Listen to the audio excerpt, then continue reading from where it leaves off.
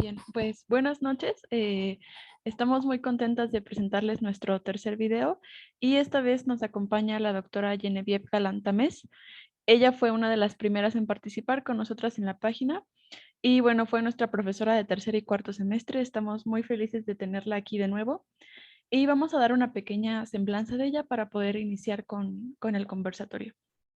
La doctora Genevieve Galantamés es doctora en Historia por la Escuela de Altos Estudios en Ciencias Sociales París, Francia, y además es profesora asociada C tiempo completo del Colegio de Historia de la Facultad de Filosofía y Letras UNAM. Cabe mencionar también que de 2017 a 2019 realizó una estancia postdoctoral en el Instituto de Investigaciones Históricas de la UNAM con el proyecto El gestor corrector, educación corporal en los colegios femeninos de la Ciudad de México, 1843 a 1921. Y bueno, sus líneas de investigación se sitúan entre el campo de la historiografía y de la historia del cuerpo. Y en este sentido, algunas de sus publicaciones son la obra Cadáver, polvo, sombra, nada, una historia de los cuerpos femeninos en los conventos de la Ciudad de México, siglo XVII. Y el artículo Ejercitar el cuerpo, la gimnasia femenina en el Colegio de La Paz, Vizcaínas, 1875-1915.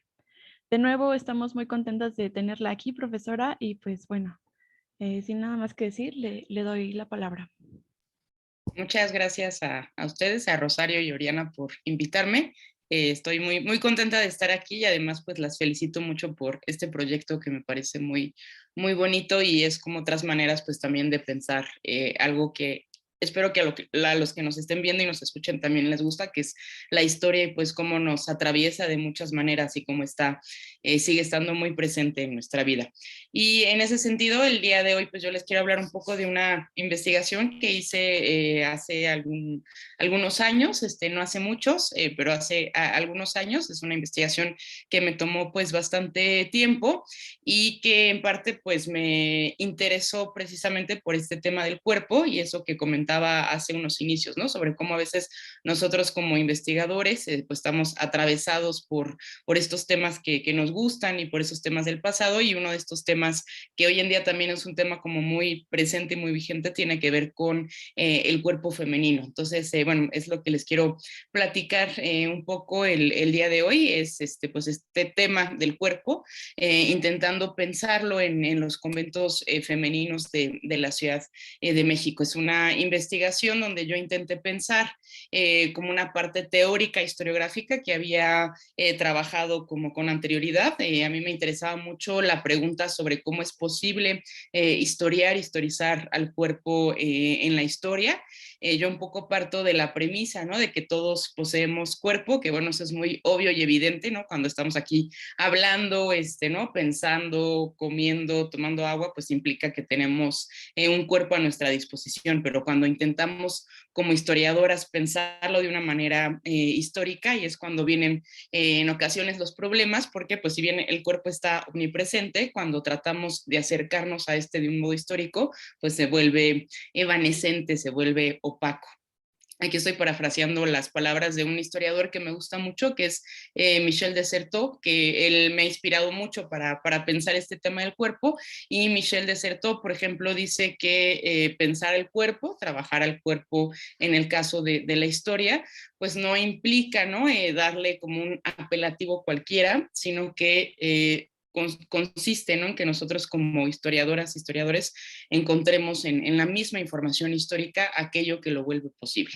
Y menciono esto porque es lo que me interesa un poco como pensar con ustedes el día de hoy, y pues también para que vean un poco como por dónde fui armando la estrategia de investigación o como más o menos de qué herramientas o de qué premisas me fui nutriendo yo.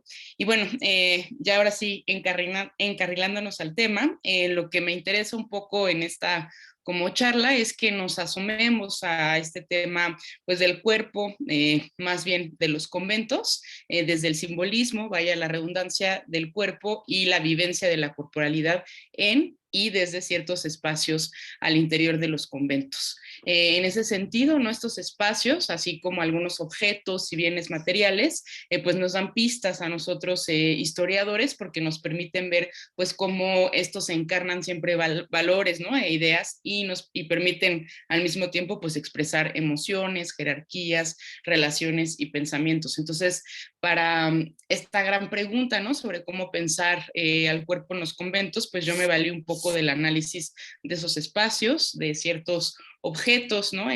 Objetos como muy diferentes que pudieron haber circulado ahí, y también de textos y de libros. Y a mí lo que me interesaba pues también pensar en esta investigación es ver cómo el cuerpo, ¿no? Nunca es solamente lo que pensamos que es decir, cuando lo pensamos de manera histórica, pues vemos que todo aquello que para nosotros es natural o cotidiano o común, pues de repente cambia si lo trasladamos al pasado.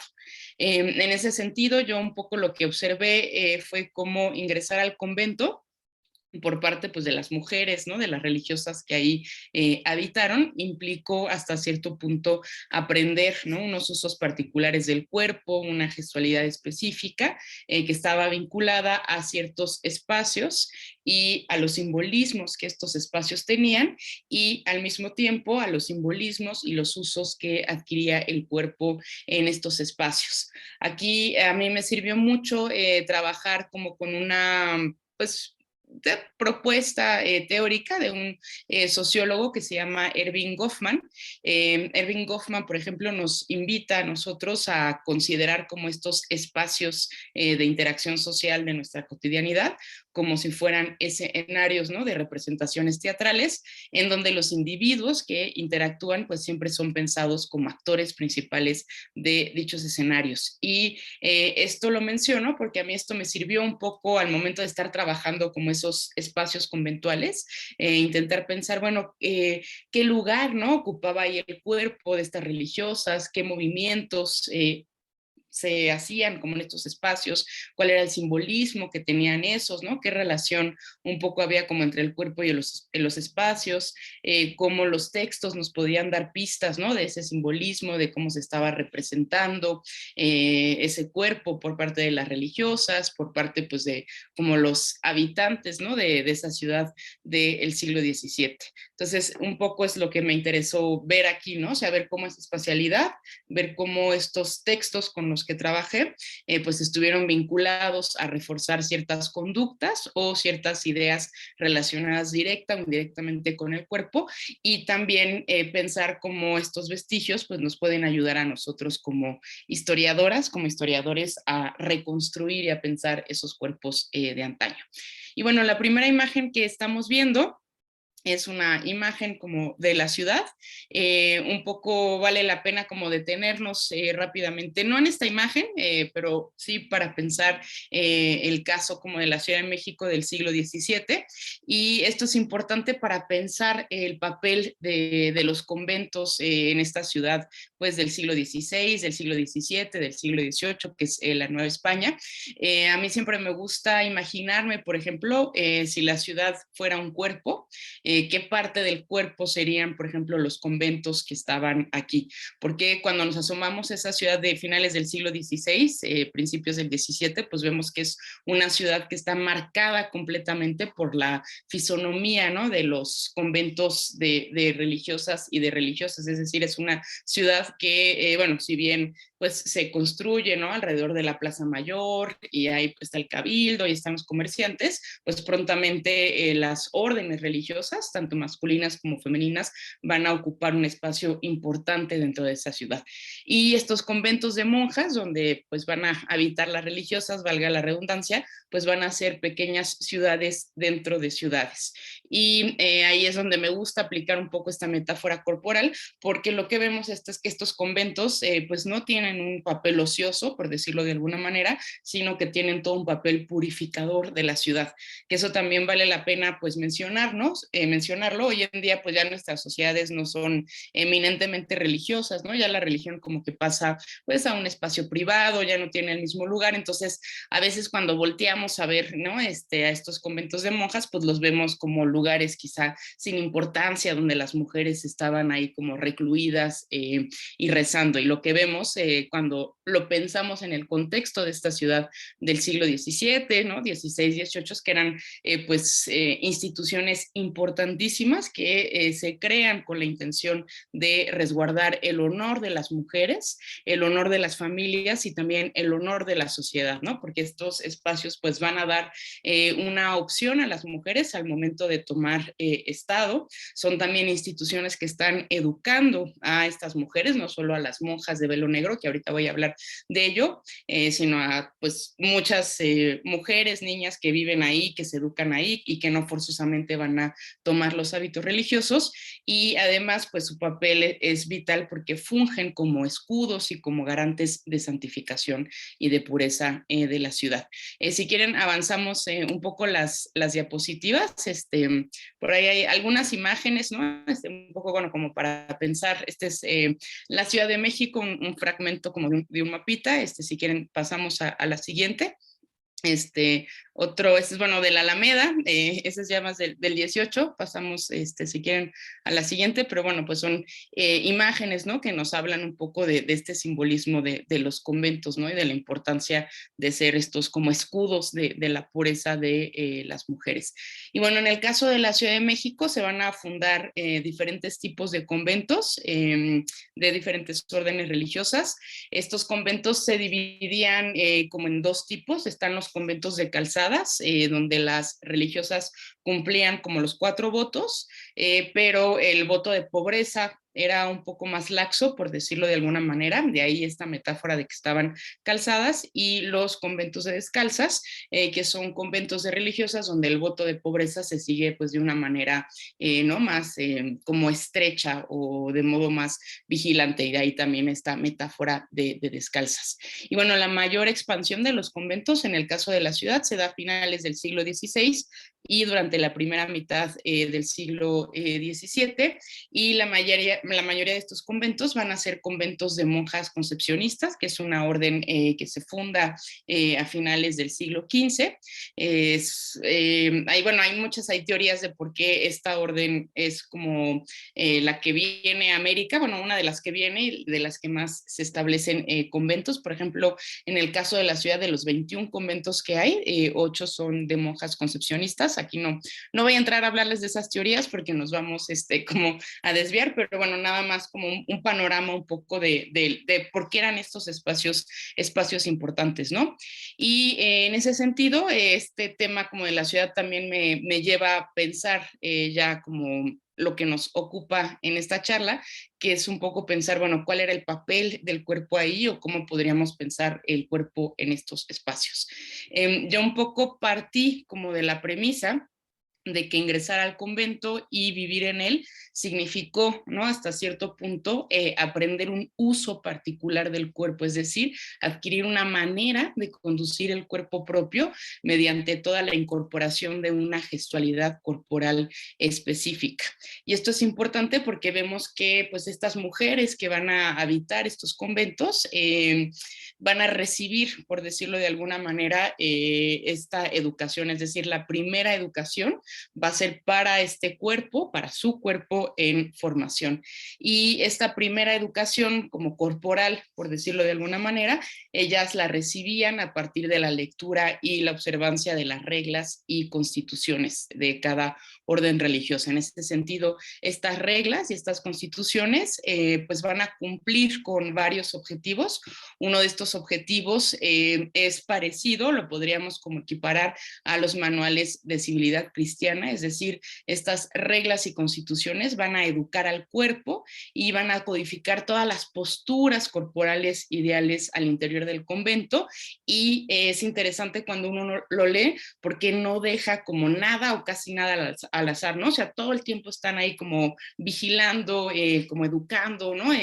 Iba a decir controlando al cuerpo, pero a veces ese es un tema polémico, término polémico, pero lo voy a utilizar ahorita.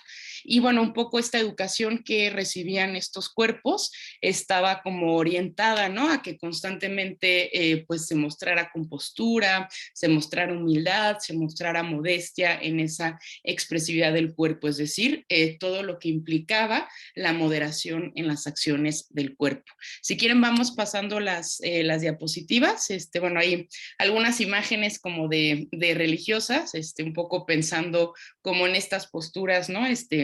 Ideales, las manos, los rostros, ¿no? El ojo, hay un poco, bueno, este es un fragmento de un retablo que encontré yo en Hidalgo, entonces es interesante ver como la religiosa detrás y viendo como esta escena, ¿no? Pues como pasión de Cristo. Y bueno, esta imagen también a mí me hace pensar otra vez en este papel de los conventos de monjas y nuevamente en pues papel, valga la redundancia, que tiene ahí su cuerpo al interior de los conventos, es decir, los cuerpos de estas religiosas, como están equiparando el cuerpo de Cristo y son como una especie, ¿no? de cuerpos martirizados que están expiando como los pecados de toda la ciudad. Si quieren pasamos a la siguiente. Bueno, hay otra vez como esta religiosa rezando. Si quieren las vamos pasando como hasta la parte donde veamos las portadas de los conventos. Hay, bueno, varias, todas las órdenes como religiosas que llegan y ahí, bueno, estamos frente a uno de los conventos de la Ciudad de México, que es el primer convento que se funda, que es el convento de la Concepción. Y bueno, como les decía, cuando estas pues aspirantes, ¿no? A religiosas entran al convento, pues van a recibir en el noviciado pues toda esta como educación, esta primera educación corporal a través de las reglas y constituciones y a través, ¿no? De diferentes también manuales que escriben pues algunos religiosos. Hay uno muy famoso, por ejemplo, que es el manual del franciscano Antonio Arbiol, para la perfecta religiosa y ahí constantemente, ¿no? Se les está exigiendo pues un control de sí, una moderación para todos los actos de la vida cotidiana y esto vemos que es muy importante esta codificación de los gestos y las expresiones del cuerpo, no solo porque es como una de las grandes preocupaciones de los manuales de civilidad y de los manuales de la época, sino porque también hay como una metáfora, ¿no? Entre ese gran cuerpo que es pues el reino, que es la ciudad, que es la iglesia, y el cuerpo de las religiosas, que es como una especie de microcosmos, ¿no? Como que entre los dos va a haber una suerte como de comunicación. Entonces, lo que está resonando en ese convento, en ese cuerpo de las religiosas, pues va a resonar al exterior. Y por eso es muy importante y por eso se está prescribiendo con mucha minucia, pues todas estas actitudes deseables del cuerpo, ¿no? Cómo deben de caminar, cómo deben de estar en los diversos espacios, cuándo deben de pararse, cuándo deben de sentarse, en qué circunstancias se van a hincar, ¿no? Cuándo se inclinan, cuándo se postran, cuándo se acuestan en el suelo, etcétera, etcétera, cómo poner, ¿no? Las manos. Y esto es importante porque estos objetivos, digamos, esta educación gestual que se está recibiendo al interior del convento, también tiene el objetivo de introducir una cierta uniformidad en estas prácticas corporales, porque eso va a permitir también que las religiosas puedan formar parte de un cuerpo más grande, que es el cuerpo de Cristo, y puedan formar efectivamente una comunidad, una corporación. Y bueno, regresando también como a las imágenes, que ahí les muestro este convento de concepcionistas, que bueno, más bien es la iglesia, ya en muchos casos en la Ciudad de México, pues ya solo vemos las iglesias, ya quedan como muy pocos claustros, por las leyes de reforma, pues los claustros, ¿no? Los conventos sabemos que pues se los destruyen, digamos, y se les dan como nuevos espacios. Y esta cuestión de la iglesia, a mí siempre me interesa también, pues, para como pensar un poco, bueno, quiénes eran las que habitaban, ¿no? Estos espacios. Como yo les comentaba al inicio, en los conventos, pues, vivieron diferentes tipos de mujeres, no solo las religiosas de velo negro, que eran como las mujeres, bueno, eran las esposas de Cristo y también eran como al interior de la comunidad quienes tenían pues mayor jerarquía, ¿no? Y podían votar y ser votadas, por decirlo de alguna manera, pero también viven, por ejemplo, monjas de velo blanco, que no comparten como la misma jerarquía que las monjas de velo negro. Viven también pues muchas niñas que se están educando, particularmente en el siglo XVII y buena parte, primera mitad del XVIII, pues hay muchas niñas que se educan con las religiosas. Por ejemplo, si uno tenía como a su hija, lo mejor que le podía desear, ¿no? Era que recibiera esta instrucción, pues, cristiana al interior de los conventos, y ya posteriormente, pues, podían salir a casarse, o a veces se quedaban en el mismo convento. Entonces había una gran cantidad de niñas. Va a haber también esclavas y va a haber pues sirvientas, ¿no? Y todas ellas hasta cierto punto, unas con mayor medida, otras con menor medida, pero están como empapadas, ¿no? Pues de esta educación corporal, ¿no? Y estos mensajes que están recibiendo al interior de los conventos. Hablando ya específicamente de las monjas de velo negro, pues vemos que estas, como les decía, son las esposas de Cristo, son como los miembros con pleno derecho de la comunidad conventual. Y pues para ser una monja de velo negro, uno, por ejemplo, o más bien una, pues de entrada tenía como que expresar su elección de profesar, tenía que señalar que nadie, ¿no? La había como presionado al momento de hacer su elección. Y posteriormente, pues había 4 requisitos principales para poder ser aceptada como novicia y posteriormente profesar como monja de velo negro. A grandes rasgos, estos van a ser la legitimidad en el nacimiento, o sea, que ser producto como de un matrimonio santificado, ser de la calidad española o criolla, lo que hoy a lo mejor podríamos decir polémicamente como cierta casta o cierta etnicidad, ¿no? Hay toda una también como concepción corporal de por qué las mujeres españolas o criollas tienen mayor calidad de sangre y por qué pueden ser las que pueden desposar a Cristo y no, por ejemplo, las indígenas, ¿no? O a lo mejor las mestizas. Hay toda una teoría como interesante del funcionamiento de la sangre, que si quieren la podemos discutir como al final, que eso también está influyendo en quién puede ser religiosa. Otra cuestión tiene que ver con la virginidad, tenían que ser pues vírgenes, y por último también había el pago de una dote para su manutención al interior del convento, y había otros requisitos que eran también pues importantes, ¿no? Quizá no los principales, pero por ejemplo uno de ellos es que tenía que estar sana de cuerpo, y el otro es que tenía que tener ser mayor, perdón, de 15 años al momento de ingresar al noviciado para posteriormente profesar como monja a los 16 años de edad. Y una vez dentro, pues las monjas guardaban 4 votos, que era clausura, castidad, pobreza y obediencia. Y por ejemplo, ahí para mí fue como muy interesante también pensar cómo estos votos que ellas están guardando, que ellas están profesando, pues eso cómo influía en la concepción o en la representación, ¿no? Que tenían ellas pues de su cuerpo. Si quieren, avanzamos las diapositivas, un poco como hasta las imágenes de la iglesia. Ahí, bueno, se ven como distintas tomas de este convento de la Concepción. Ahí está, por ejemplo, el convento de Jesús María, que también es interesante en términos arquitectónicos. Bueno, pues se ve las iglesias de monjas siempre las distinguimos como por esta doble portada, ¿no? O 2 entradas de manera lateral, que esto tiene que ver simbólicamente que era una puerta por donde entraban las esposas de Cristo y otra puerta por donde entraban los feligreses. Y bueno, ya una vez como pasado el noviciado, las como monjas ya tomaban, digamos, los votos perpetuos, esposaban a Cristo, y había pues toda una ceremonia muy, muy interesante donde les cortaban el pelo, ¿no? Les quitaban como su ropa de seglar, les ponían también ciertos objetos simbólicos en ciertas partes del cuerpo para recordarles pues esos votos que ellas habían como profesado, ¿no? Que ellas estaban jurando guardar, ¿no? El anillo, por ejemplo, que constituía pues el símbolo de sus desposorios con Cristo, la corona de Cristo y la palma,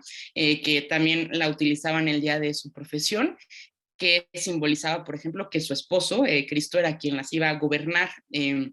y gobernar no solo de pensamiento, sino también de cuerpo, y la segunda, que era como símbolo de la virginidad que ellas tenían que guardar, ¿no? Entonces, bueno, eso también es interesante observar. Si quieren, avanzamos más las diapositivas, hay, bueno, algunas fachadas, otras fachadas, se ve que me obsesionaron las fachadas, pero bueno, todos son de conventos de la ciudad, y ahí, bueno, hay algunas imágenes, este es más como de una virgen, si quieren la siguiente diapositiva, ahí la iglesia, bueno, estas son también iglesias, este es de Regina Kelly, que también está en el centro, en la plaza de Regina, y bueno, ahí un poco imaginemos, ¿no? Como estas ceremonias, cómo se movían estos cuerpos, pues todo lo que rodeaba esas ceremonias, ¿no? Otra vez qué simbolismo le infringía al cuerpo. Si quieren, avanzamos un poco hasta los patios.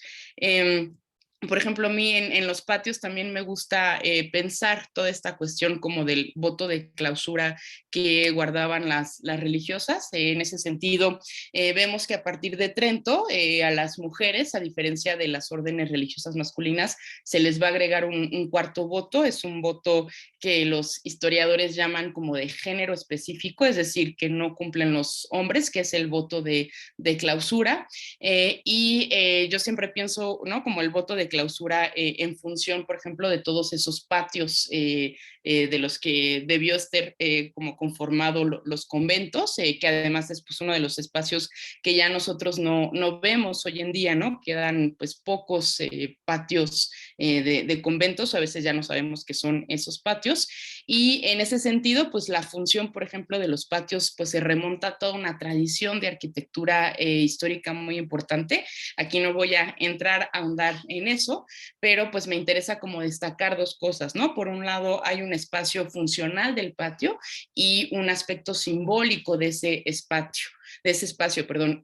Por ejemplo, entre toda la simbología, ¿no? Que nosotros le podemos asignar al patio, está la de fungir como una especie de jardín del Edén, de paraíso que guarda y refuerza la clausura del cuerpo y del alma, a la que están llamadas las religiosas, ¿no? Y en ese sentido también es interesante como recordar cómo muchos autores han asociado la idea de paraíso con la idea de jardín, ¿no? Pero no como cualquier jardín, sino como un jardín enclaustrado, clausurado, amurallado, protegido. Y en ese sentido, pues es lo que les digo, ¿no? Es interesante ver cómo estos jardines al interior de los conventos, estos patios, pues reforzaban un poco ese voto de clausura, que no solo era una clausura del siglo, o ¿no? de la ciudad, del mundo, como se le llamaba, del siglo en ese contexto, sino también implicaba una cierta clausura, ¿no? del cuerpo de la religiosa.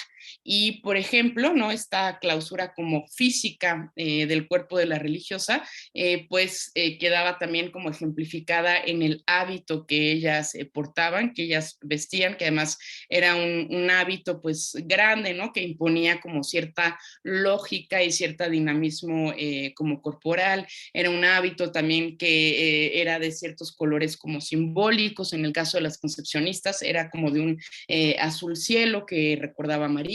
En el caso de otras religiosas, pues vemos que es como de un negro como sobrio, que era en ese momento pues un color pues ritual, un color como importante y un color que pues recordaba, ¿no? Cierta sobriedad, cierta serenidad que había que imprimirle al cuerpo. Otros hábitos eran como de color café, como de un pardo, que eso también significaba, ¿cómo se llama? Pobreza. Y lo que es interesante, pues pensar en estos patios, ¿no?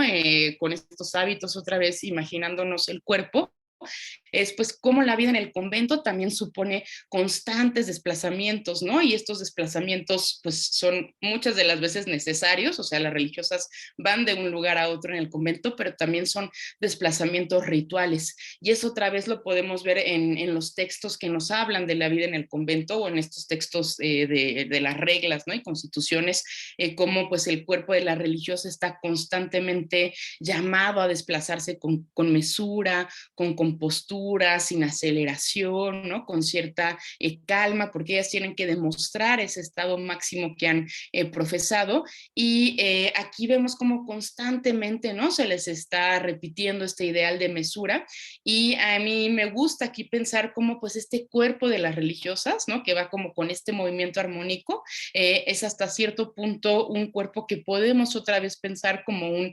instrumento musical, ¿no? Donde las cuerdas deben de tenderse y contraerse de manera armoniosa. Y esto, nuevamente, pues no es azaroso. O sea, aquí lo que vemos es que la vida en clausura, o sea, este desplazamiento, importa lo mismo que el pleno desarrollo espiritual de cada religiosa. Es decir, el cuerpo desempeña un rol esencial para el éxito de la vida en comunidad, y por eso constantemente no está siendo normado ese cuerpo, y además solo pues logrando, digamos, este como ritmo, esta mesura musical, otra vez es que este cuerpo de la religiosa, este cuerpo individual puede formar un cuerpo colectivo, ¿no? Entonces también por eso la importancia de la vestimenta, o sea que es una vestimenta uniforme, por eso no hay como muchos ornatos. Estos ornatos solo tienen lugar como en la ceremonia religiosa, ¿no? Otros documentos interesantes son siempre pues las amonestaciones que se le está haciendo a los conventos, ¿no? Que hay algunas religiosas que arreglan su hábito, que visten encaje o que traen ciertas joyas que no pueden tener, y esto pues no es nada más porque está contrariando al voto de pobreza, sino precisamente porque está rompiendo esa uniformidad que tiene que tener este cuerpo para poder formar parte de este gran cuerpo y poder así ser como una especie de escudo, ¿no? De la ciudad. Entonces, bueno, en este espacio podríamos pensar un poco ese voto de clausura. Si quieren avanzamos las diapositivas, ahí bueno, de algunos conventos, pasillos, un poco, ¿no? Como para que pensemos estas procesiones. Voy ya apurándome para no dormirlos. Otro espacio, por ejemplo, importante, pues fue la celda, que esa es una foto de un museo, del Museo de Santa Mónica, pero bueno, aquí en la celda, por ejemplo, a mí me gusta pensar también esta función como del voto de pobreza, ¿no? Y el cuerpo de las religiosas. Es en estas celdas donde nosotros pues encontrábamos, ¿no? Las pertenencias personales de estas religiosas, y ahí podríamos encontrar uno o varios hábitos, ¿no? Algunas de ellas tenían muebles, cajas de diferentes tamaños, ¿no? Que les servían para guardar diferentes cosas, imágenes religiosas, sus libros, sus utensilios de cocina, ¿no? Sus cucharas, sus trastes o sus tinas, sus aguameniles como para asearse. Y ahí, por ejemplo, para pensar como esta parte, yo trabajé como inventarios de religiosas en sus testamentos. Entonces siempre era como interesante ver qué, ¿no? Qué podíamos encontrar ahí. Por ejemplo, había algunas que tenían espejos, otras que tenían montadientes de oro. Entonces era, bueno, como pensar esto de qué tipo de prácticas de aseo nos pueden hablar.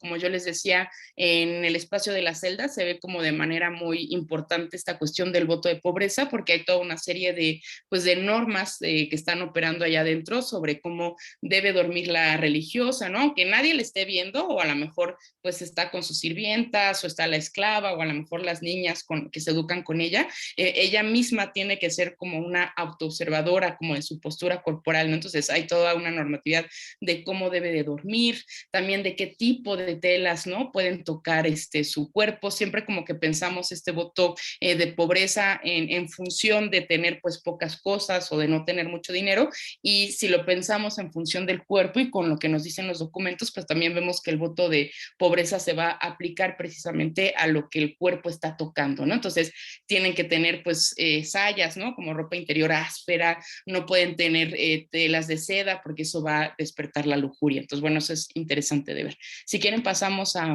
la siguiente diapositiva. Bueno, ahí también eso ya no lo mencionaré, pero nada más así de rápido, como también vemos muchas imágenes no devocionales en las celdas o imágenes del niño Jesús. Entonces también ahí era interesante pensar pues qué tipo de sentimientos, ¿no?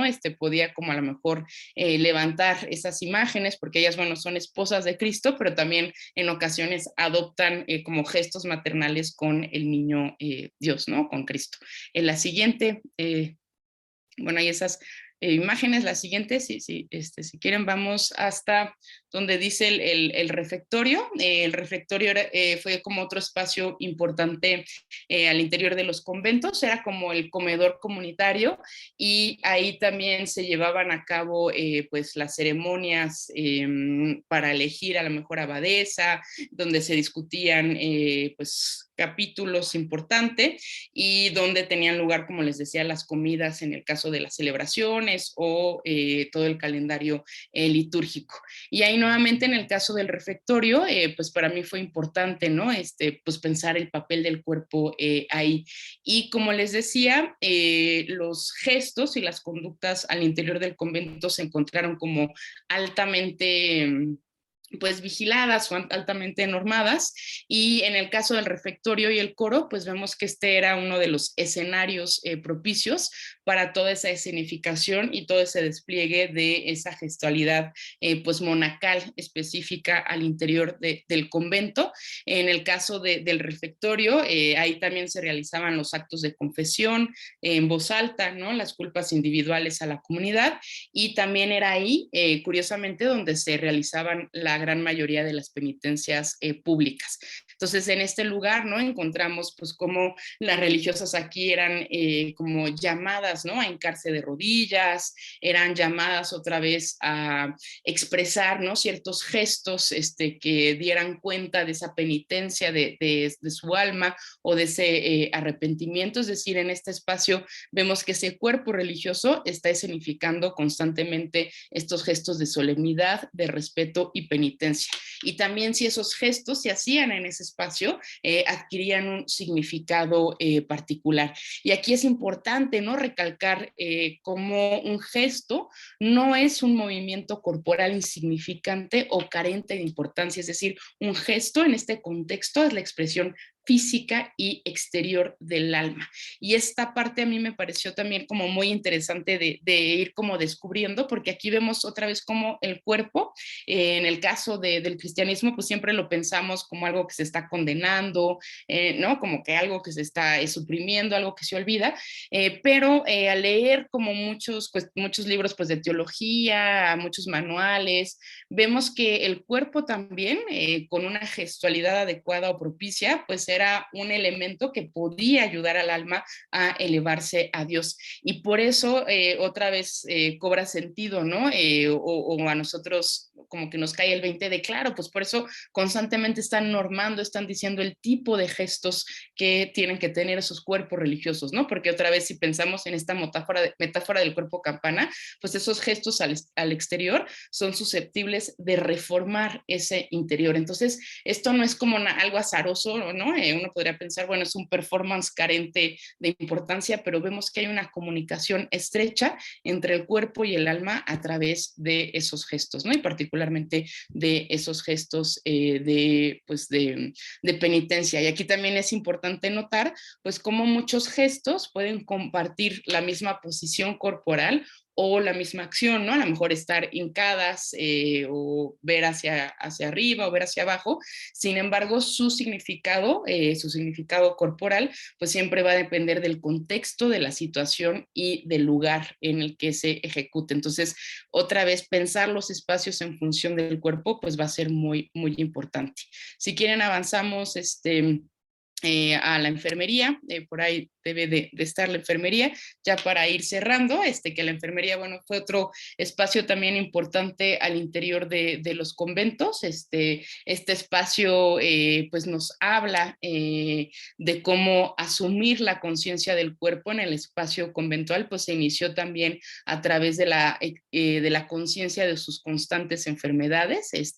Aquí es interesante notar cómo hay todo un discurso a lo mejor que está invitando a tomar a la enfermedad como una ocasión para pues que el alma sufra un poco, para probarse, ¿no? Como corporalmente frente a Dios, pero ese discurso que alaba hasta cierto punto la enfermedad, también está conviviendo con todo un discurso que estima la salud corporal. Ahí vemos como una línea muy, muy estrecha y muy interesante, porque hay, como les digo, toda una serie de discursos que comparan a la enfermedad con el martirio, que va a ser como un lugar muy común de la espiritualidad barroca y particularmente particularmente de este contexto, ¿no? Estos males, estas enfermedades, estos accidentes, pues se les decía a las religiosas que eran oportunidades y ocasiones para volverlas semejantes a su esposo y limpiar como su alma de todas las ataduras. Pero por otro lado, pues también hay todo este discurso donde ellas no deben de abusar demasiado de su cuerpo, ¿no? Donde no lo tienen, pues que disciplinar a lo mejor demasiado, o que no tienen que estar constantemente en ayuno, porque tienen que estar pues sanas, ¿no? Para poder rezar. También se les dice, ¿no? Como pues su cuerpo hasta cierto punto es un regalo de Dios, entonces no lo pueden estar maltratando aquí. Entonces eso era interesante, pues bueno, pensar cómo en ese espacio y en ese discurso de la enfermedad, pues también hay toda una manera de apropiarse y de agenciarse de ese cuerpo.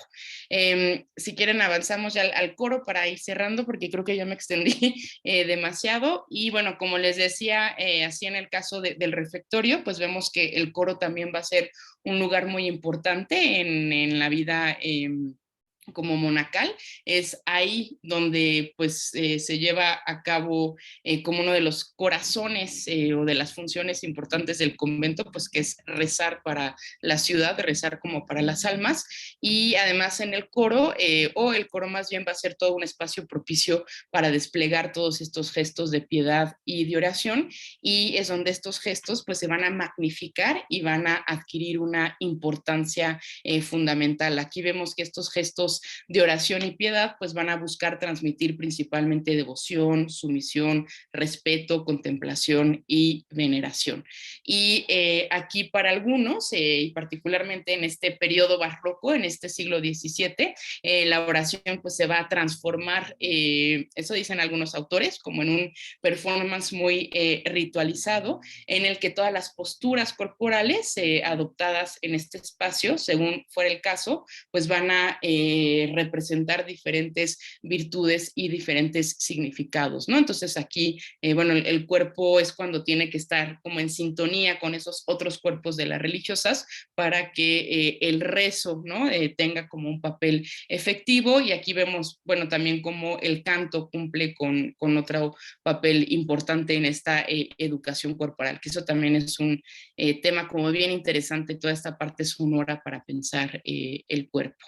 Y bueno, también este lugar, el coro, va a ser, por ejemplo, como uno de los espacios para los trances místicos, ¿no? Estos sí, pues esta unión, digamos, con Dios. Ahí, por lo general, las religiosas tenían pues sus arrobos o sus coloquios con Dios, tenían sus visiones, y esto en las crónicas es interesante de leer porque el cuerpo está atestiguando que eso está pasando, ¿no? Aquí podíamos ver cómo los cuerpos se levantaban, cómo los pechos se inflamaban, cómo el corazón salía y se intercambiaba con el corazón de Dios. Entonces, nuevamente es interesante este tema porque, bueno, aunque eso nos está hablando de la vida interior o espiritual de la religiosa, esto que podemos leer en estas crónicas o en estas autogeografías, el cuerpo siempre es un índice y un indicador de eso que le está pasando al alma, ¿no? Y otra vez se vuelve hiperpresente en estos espacios donde pensamos que pues no estaría. Y pues también el coro bajo, posteriormente pues era el lugar también donde las monjas, una vez muertas, pues iban ahí como a desposarse sus restos. Y si quieren avanzamos un poquito más a unas imágenes que les traigo de El Diablo en los conventos. Y curiosamente también este era como el espacio, bueno, ahí vemos estas imágenes de las monjas ya como, bueno, una vez fallecidas, que sus cuerpos se convierten en reliquias, que también ese es otro tema, y bueno, pasaban al coro bajo donde eran enterradas. Ya para concluir, una cuestión que a mí me llamó la atención cuando estaba haciendo esta investigación fue el papel del demonio, ¿no? Aquí el papel del demonio tiene pues un lugar como muy importante para pensar al cuerpo de las religiosas. Curiosamente, el espacio conventual pues va a ser un espacio propicio para la aparición del demonio. Vemos como en los siglos XVI y XVII el personaje del diablo, así como algunos demonios, pues va a formar parte importante de todo el imaginario religioso y cultural aceptado de la Nueva España. Y en en ese sentido, aquí también vemos cómo el cuerpo de la mujer y la figura del diablo pues van a mantener una relación como muy estrecha, ¿no? De acuerdo con todo el discurso religioso, el cuerpo de la mujer era mucho más susceptible y proclive a todos los asaltos de Satanás, ya fuese estos, ¿no? Como en forma de tentaciones, de posesiones o de simples embates. Aquí hay toda como un discurso que piensa como la naturaleza húmeda de la mujer y su tendencia como la imaginación, pues las vuelve y las hace presas fáciles de los demonios. Y aquí es interesante porque también en esta época vemos que los demonios se piensan como una especie de seres inmateriales que actúan en el plano terrenal a través de cuerpos intermediarios, ¿no? Entonces, siempre en la clausura, pues el diablo tiene que adoptar alguna forma, pues para poder aparecerse, es decir, se tiene que personalizar de diferentes formas. Y yo hice como toda una lista, ¿no? De las cosas en las que se convertía el diablo, a veces se convertía, ¿no? Como en hombres negros amenazantes, así dice una de las crónicas, o a veces aparecía como dragón, como grifo, como duende, otras veces en forma de insectos, por ejemplo, o de reptiles que encarnaban el mal. Hay una escena bellísima que siempre se las digo a mis estudiantes, donde el diablo, por ejemplo, se convierte en conejito y se le aparece una religiosa que está rezando, se le aparece en forma de conejito y está brincando en la iglesia para distraerla de su oración. Y bueno, esto es interesante porque otra vez pues nos habla, bueno, en el caso del demonio, de la importancia de la corporalidad, ¿no? Para que las religiosas lo puedan ver. Y nuevamente esto nos habla también de, pues, de ese cuerpo de las religiosas, ¿no? Que es un cuerpo que para santificarse necesita del demonio, porque el demonio solo se aparece porque Dios lo está permitiendo. Dios, digamos que lo está dando como un regalo a sus más amadas, ¿no? Y también pues el demonio actúa corporalmente en el cuerpo de la religiosa, es decir, se le presenta a través de los sentidos porque toma diferentes formas y también porque genera reacciones en el cuerpo, ¿no? Ya sea que las hace reír, que las está distrayendo o que huele también a azufre o que lo escuchan. O en el caso de las religiosas como más desafortunadas, pues el diablo también a veces las jalaba de los pelos, las aventaba, o sea, luego podía ser como muy brusco y muy violento, pero bueno, eso nos habla o nos permite pensar también pues en todos estos contrastes, ¿no? Entre esa normativa recetada para ese cuerpo, pero también este cuerpo de la mujer en este periodo que se nos aparece como una equivalencia en ocasiones del cuerpo del demonio, pero también ese cuerpo del demonio nos permite pensar pues en toda esta parte sensible del cuerpo, ¿no? Esta parte olorosa, esta parte quizá de risa que a veces se nos escapa.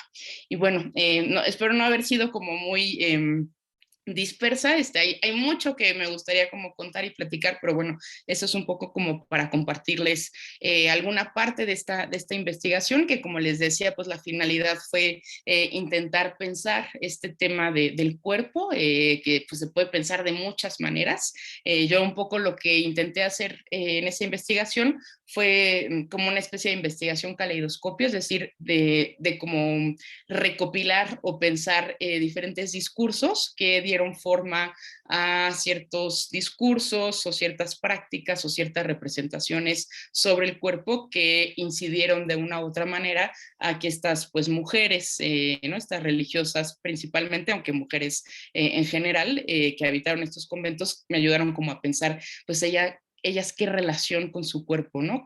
Con todo esto pues que la circundaba. Gracias. Muchas gracias a usted, profesora. No, a mí me encantó la exposición.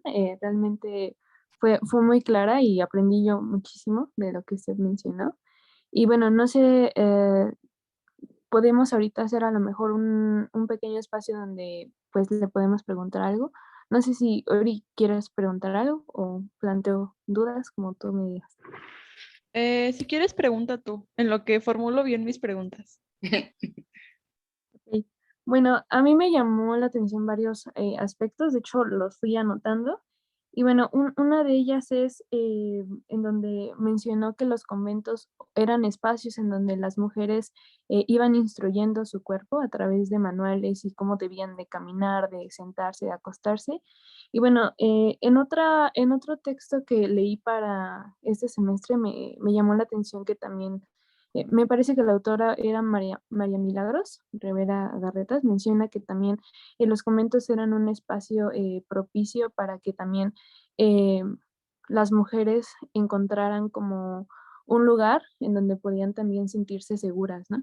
Entonces, no sé si también pueda pensarse que a lo mejor bueno, es que muchas veces he escuchado que se piensa que los conventos era un lugar donde sufrían, ¿no? O donde las tenían también como muy recatadas o muy, em, pues privadas de su libertad, pero no sé si también se podía pensar que a pesar de que hay una cierta instrucción del cuerpo, también ellas mismas encontraban en estos conventos un espacio en donde se podían sentir más em, como que fuera también de ese, pues, no sé, de esa política masculina, ¿no? De esa obligación, por ejemplo, a casarse o esa obligación a fuerza ser madre, ¿no? O como encontrar también un espacio liberador en donde ellas podían a lo mejor estar en contacto con otras mujeres o quizás sentirse también más en su espiritualidad con Dios, ¿no? Bueno, esa es una a lo mejor participación.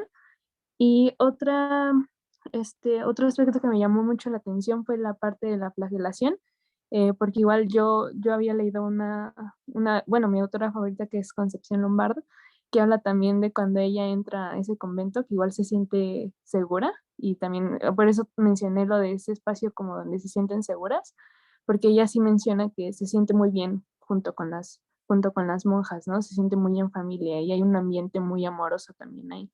Entonces, menciona también una parte en donde se flagelan y cómo es opcional, ¿no? Y bueno, me llamó mucho la atención que también es un espacio en donde castigan también a su cuerpo. Y bueno, una última pregunta ya para también apurarme es, cuando estábamos haciendo la planificación de este conversatorio, nos mencionó algo sobre las monjas coronadas. Y bueno, yo tenía la duda de cuál es la diferencia entre una monja coronada o qué es una monja coronada. Y bueno, creo que eso es todo. Gracias, Rosario. Bueno, como retomando de lo que mencionas, como de tus, bueno, preguntas, participación, ¿no? En el primer caso, sí, un poco como lo que yo quería como subrayar, o lo que me di cuenta es que normalmente siempre pensamos la educación como algo que tiene que ver con, ¿no? Lo intelectual, o en este caso, de este contexto pues, religioso del 17, donde no hay propiamente escuelas todavía para las mujeres, ¿no? Tenemos estas escuelas a lo mejor de primeras letras que le llaman, o de amigas donde pues aprenden lectoescritura y alguna cosa de matemática y ya no se vuelven a educar, o luego ya si entran al convento pues aprenderán a rezar, aprenderán latín, ¿no? A lo mejor a tocar algún instrumento musical, pero lo que yo un poco me di cuenta leyendo es cómo esa educación al final engloba o tiene un sentido más amplio y es una educación también dirigida al cuerpo, ¿no? O sea, el cuerpo aparece constantemente ahí presente y es algo que también se está educando al interior de los conventos. Por eso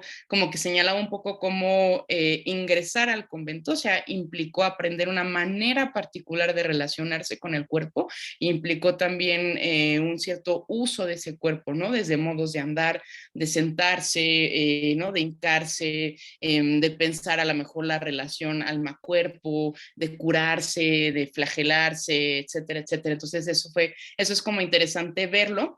Y también paradójicamente, o sea, a pesar de que aparecen como espacios muy codificados, o desde nuestro punto de vista muy codificados, ¿no? Porque vemos que, ay, ahí está constantemente el manual, siempre les están diciendo eso, o sea, como que parecería que no hay libertad.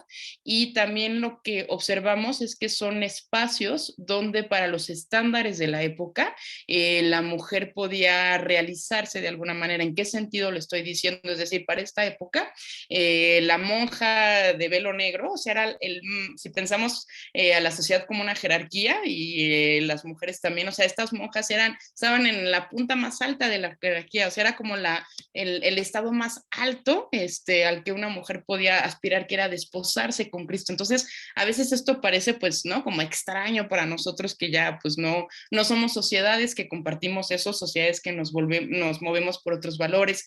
También son sociedades que piensan su identidad en función del lugar que tienen en la corporación. Y ahí están pasando, ¿no? O sea, son parte como de, pues, de una casta divina, por decirlo de alguna manera. O sea, están pasando a formar, no solo son esposas de Cristo, sino forman parte del cuerpo de Cristo. Entonces, en ese sentido, creo que sí es atinado como pensar, pues, que son lugares donde, ¿no? Una mujer podía encontrar cierta realización. Además, pues, bueno, si una era como monja calzada, que tenían como un poco más de flexibilidad con a lo mejor el tipo de pertenencias que tenían y eso, pues una podía tener su biblioteca, ¿no?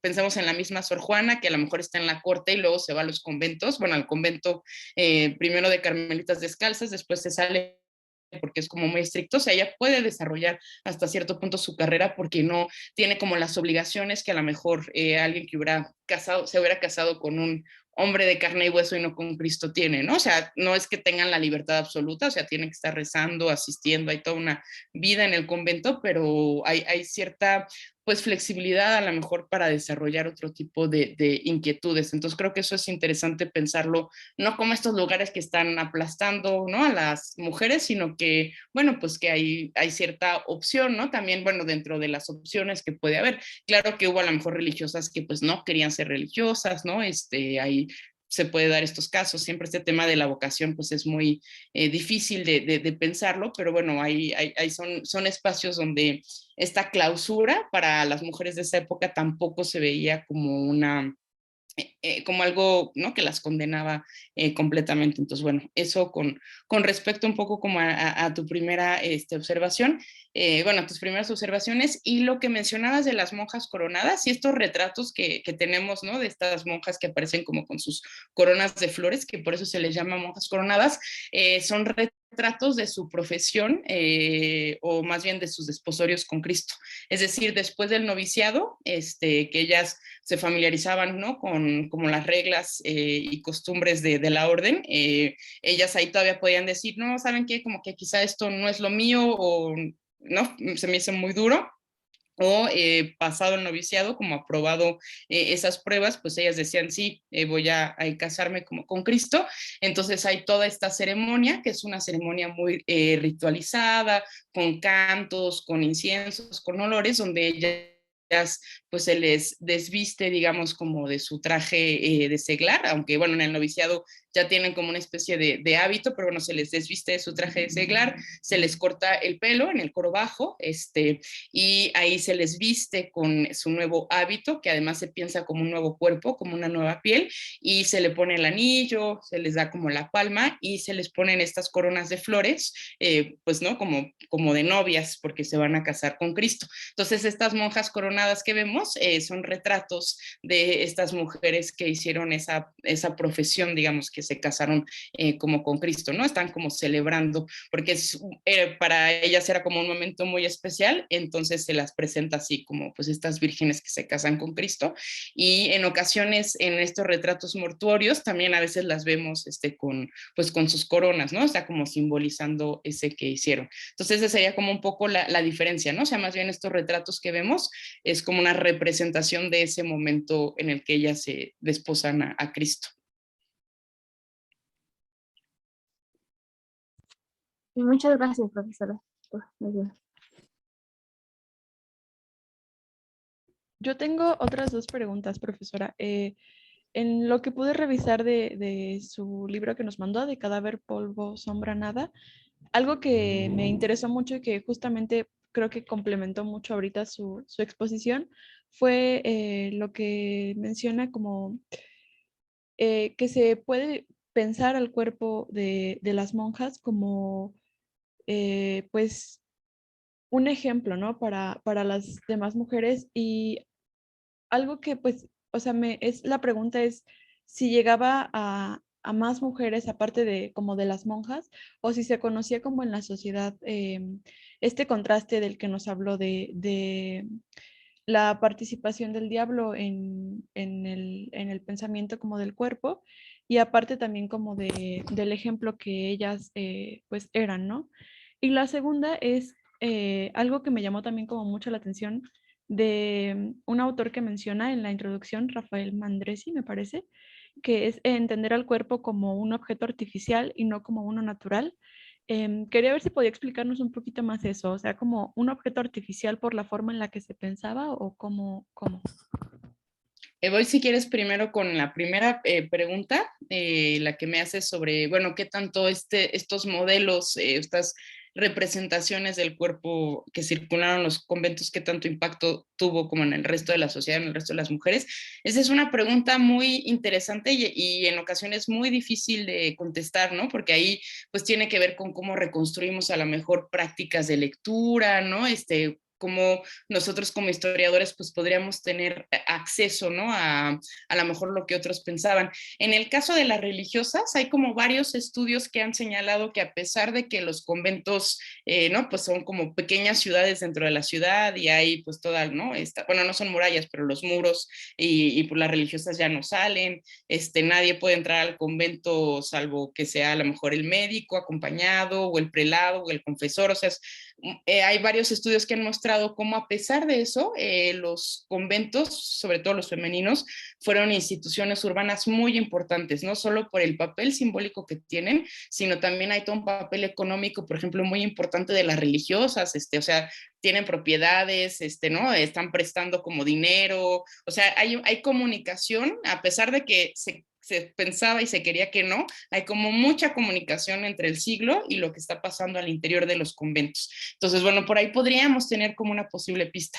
Otra pista, a lo mejor para pensar este impacto, tiene que ver precisamente con las vidas de las religiosas, o sea, vemos que muchas de ellas escriben sus autogeografías, o sea, digo autogeografía y no biografía porque, bueno, son sus vidas, pero son sus vidas contadas de cierta manera como codificada, ¿no? Porque al final lo que importaba en estas vidas de religiosas no era tanto la vida personal, sino el mensaje que estas daban, entonces están escritas de un modo muy alegórico, como que les pasa lo mismo a todas a la misma edad, o sea, hay como ciertos hitos que están configurando la escritura de su vida. Sin embargo, esto es importante porque, por ejemplo, se van a escribir muchas autogeografías, hay muchos prelados que escriben, ¿no? Biografías de monjas y que están circulándose, o sea, se escribe para que la gente las lea. Entonces ahí pues podríamos tener como otra posible pista, ¿no? De cómo las monjas al final pues sus vidas son como ejemplos para otros cristianos, para otras cristianas, aunque no todas forzosamente vayan a tomar los hábitos religiosos, o sea, su vida